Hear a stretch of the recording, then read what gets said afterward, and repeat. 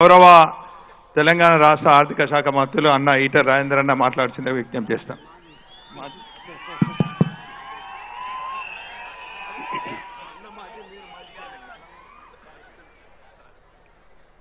మా ఉద్యమ సహచరులు తెలంగాణ రాష్ట్ర సమితి వర్కింగ్ ప్రెసిడెంట్ కేటీ రామారావు గారు, గౌరవనీయులు మాజీ ఉప ముఖ్యమంత్రి వర్యులు కడియం శ్రీహరి గారు, గౌరవ పార్లమెంటు సభ్యులు, గౌరవ సహచర శాసనసభ్యులు, శాసన మండలి సభ్యులు, వివిధ హోదాల్లో ఉన్న గౌరవ ప్రజాప్రతినిధులు, పార్టీ నాయకులు, ఉద్యమ సహచరులకు, మీడియా మిత్రులందరికీ నమస్కారం. జై తెలంగాణ. దేనికైనా ముహూర్తం రావాలి.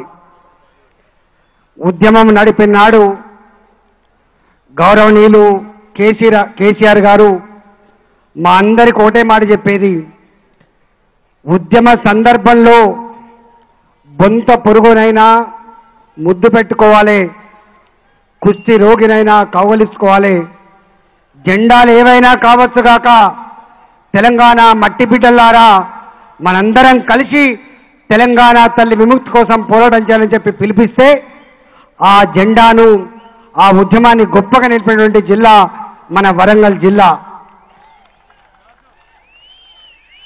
కేసీఆర్ గారు ప్రజల ఆశీర్వాదంతో ప్రభుత్వ పగ్గాలు చేపట్టినాడు.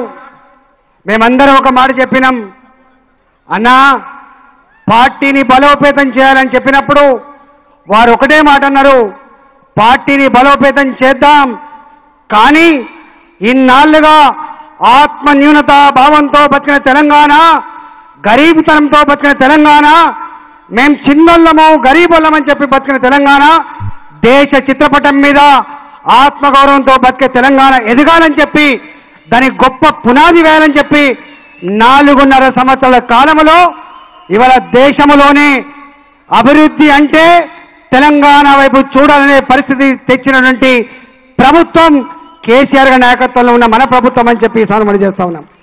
ఇవాల్టి సందర్భం దేశంలో పార్టీ పటిష్టత, పార్టీ అంటే ఇట్లుండాలని చెప్పి పునాది వేయడానికి ఇవాళ సందర్భం వచ్చింది. కాబట్టి ఆ పునాది కోసం ఇవాళ కేటీఆర్ గారిని మన వర్కింగ్ ప్రెసిడెంట్గా వేయడం అనేది మనందరూ ఏవైతే మదిలో ఉందో, మనం ఏం కోరుకుంటున్నామో తప్పకుండా అందరం కలిసికట్టుగా అజేయమైన శక్తిగా ఈ దేశంలో టీఆర్ఎస్ పార్టీ అంటే ఒక గొప్ప శక్తిగా ఎదిగే ప్రయత్నంలో అందరం కలిసికట్టుగా ప్రయత్నం చేద్దామని చెప్పి, దానికి అందరం కూడా కలిసికట్టుగా ముందుకు పోదామని చెప్పి మనవి చేస్తూ, రాబోయే కాలంలో పార్టీ ఒకవైపు, ప్రభుత్వం ఒకవైపు, రెండు కూడా రైలు పట్టాల్లాగా ముందుకు తీసుకుపోయి తెలంగాణ ప్రాంత ప్రజల్ని ఒక గొప్ప స్ఫూర్తితో ముందుకు తీసుకుపోదామని, గొప్ప రాష్ట్రంగా ఈ దేశంలో అభివృద్ధి చేసుకుందామని చెప్పి